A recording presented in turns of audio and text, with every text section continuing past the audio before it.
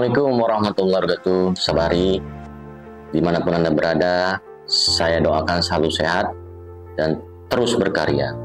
Sabari, ada hal yang memang saya ingin angkat khusus untuk monolog kali ini, ya, terkait dengan bagaimana fenomena maraknya ketua partai yang ingin meminang, ya, Mujokir Manap ataupun ingin dipinang lebih tepatnya, ya, oleh Mujokir Manap atau Mualim sebagai kandidat wakil gubernur yang akan berpasangan di Pilkada 2024. Fenomena apa ini?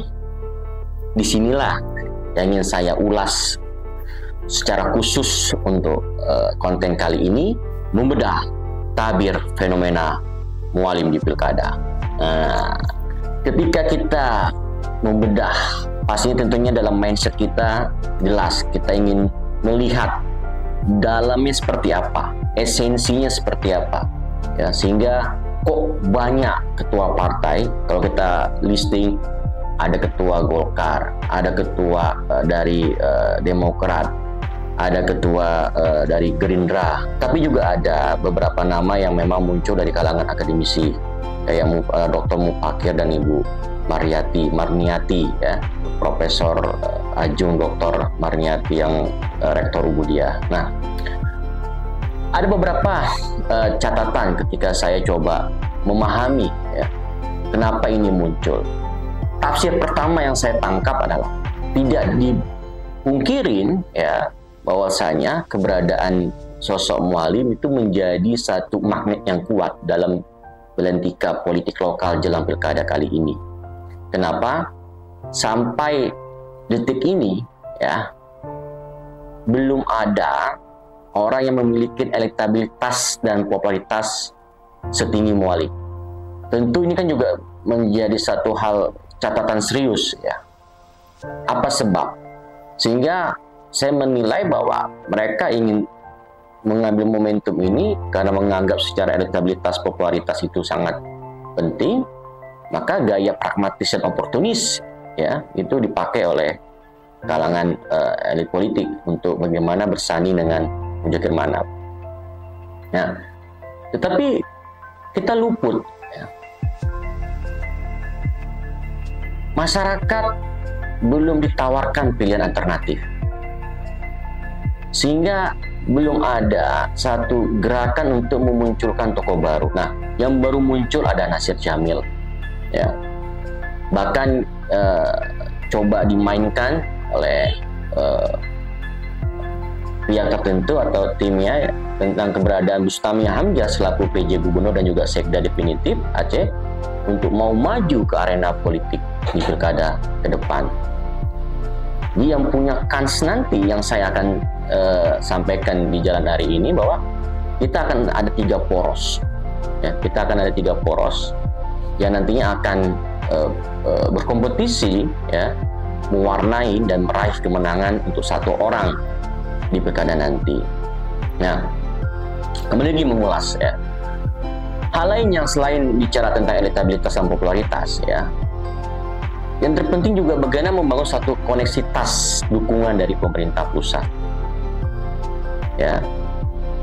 Karena kalau tidak ada koneksitas, ya, dukungan dari pemerintah pusat atau lebih tepatnya elit yang berkuasa, ya. Karena pusat itu punya kepentingan, ya, elit pusat khususnya itu punya kepentingan untuk bagaimana melakukan sinergisasi, melakukan harmonisasi terkait dengan rangkaian kebijakan agenda nasional maupun agenda-agenda yang memang menjadi satu strategis dalam melakukan kolaborasi maupun untuk menjalankan kepentingan-kepentingan pemerintah pusat. Nah, hal lain juga yang penting juga menurut saya adalah isi tas. Jadi kalau kita rentetkan elektabilitas, popularitas, koneksitas, dan isi tas. Tetapi juga kalau kita baik mainkan juga dalam perspektif yang berbeda, ada juga bicara modalitas sosial, modalitas jaringan, modalitas kapasitas, dan modalitas finansial. Sosial, jaringan, kapasitas, finansial.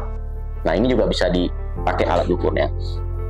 Nah, Mualim ini kan suatu hal yang kita anggap menjadi satu tokoh yang sentral dalam politik pilkada, karena tidak ada alternatif lain, ya. Atau kita ingin nyatakan bahwa kita krisis tokoh yang memang secara elektabilitas dan popularitas sangat mengakar dan betul-betul, ya, dalam tanda kutip, ya, diakui, ya. Kalau kita lihat dengan landscape yang ada, ya, yang bisa menyaingin umpamanya Dr. Manap, ya, ada Nasir Jamil, ada Aji Umar, ya. Tetapi kalau kita lihat, ya, keberadaan mereka yang dalam tanda kutip, ya, hanya yang berani bersikap baru Nasir Jamil. Haji Umar bagaimana? Bustami bagaimana? Bustami Hamzah, ya? Ataupun kandidat-kandidat lain seperti Profesor dan Dr. Abdullah Sani umpamanya. Tetapi yang saya lihat itu semua tidak akan pernah bisa terwujud kalau tidak menggunakan patron tadi yang saya katakan, bahwa selain bicara tentang elektabilitas, popularitas, tetapi juga penting bagaimana ada koneksitas dukungan dari elit yang berkuasa, elit pusat, dan juga isi tas. Nah, lagi-lagi, ya, ini nggak mudah untuk membaca politik Aceh. Bisa saja bahwa nanti akan muncul suatu sosok yang akan menjadi satu lawan yang berat ketika kerja-kerja. Jadi kerja-kerja politik kalau terlalu dini itu juga akan memakan biaya yang besar. Kerja-kerja politik kalau dilakukan sekarang untuk memunculkan tokoh mungkin juga akan menjadi satu ancaman serius bagi lawan politik lainnya. Tetapi ketika muncul tokoh ini pada saat ini kan masih ada waktu sampai bulan Juli lah penetapan untuk kandidat yang akan maju berkontestasi di pilkada. Tetapi yang ingin saya tegaskan kepada sahabat Ari yang nonton dimanapun Anda berada, bahwa, ya, orang yang akan mampu menandingin Mualim itu juga harus memiliki kolaborasi dalam artian bahwa mereka juga harus minimal seimbang, ya, seimbang. Nah, kalau tidak, maka akan tetap aja Mualim akan menjadi pemenang dalam pilkada, karena kita lihat bahwa, ya, tidak diakui atau tidak diakui, Mualim tetap berjaya di dalam posisi elektabilitas dan popularitas. Bukan berarti Mualim tidak bisa dikalahkan dalam politik. Apapun bisa terjadi dalam politik.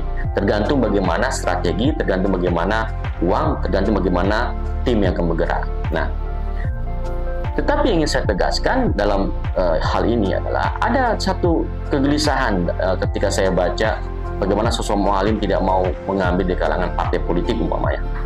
Ya, karena melihat dari pengalaman background di 2012 ketika berpasangan dengan Jenny Abdullah, ketika berpasangan dengan Jenny Allah, itu terjadi konflik dan gak bertahan lama lah, hanya sekitar 6 bulanan lah.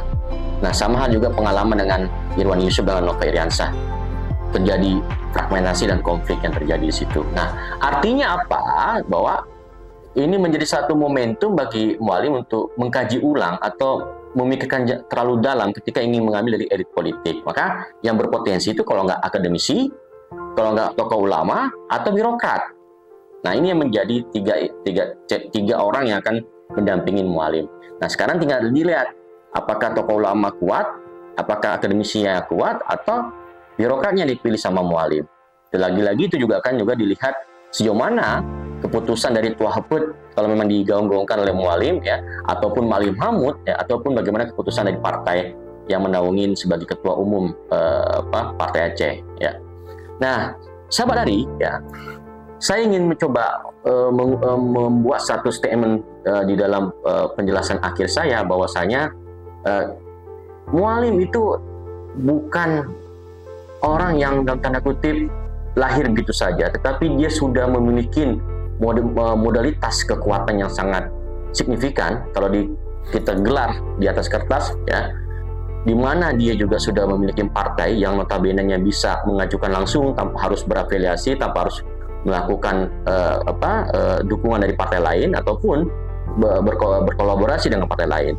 Mereka juga memiliki underbow partai yang kuat, dan juga bagaimana kader-kader yang dalam sudah sangat inklusif, ya, dan juga bagaimana relasi dengan ulama dan lain-lainnya dan masyarakat sipil lainnya membuat keberadaan Mujahir Manap bukan orang yang dianggap remeh dalam peta politik pilkada kali ini.